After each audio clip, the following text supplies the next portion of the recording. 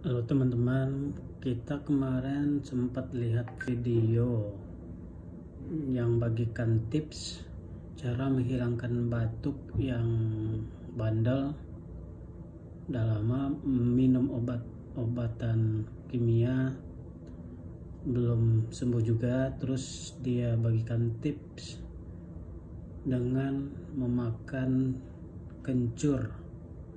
Ini kencur ditambah dengan garam, dicocol garam, kemudian dikunyah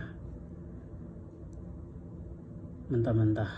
Katanya dapat menghilangkan batuk yang bandel. Mari kita coba praktekkan.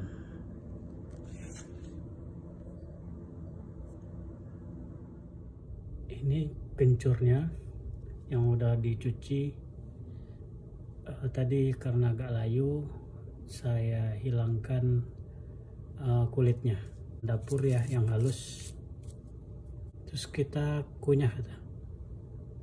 Bismillahirrahmanirrahim. Semoga berhasil.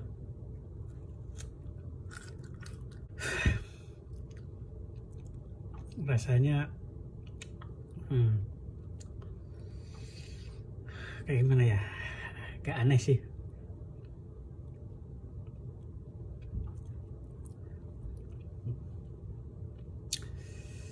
Nanti kita review hasilnya. Mantap.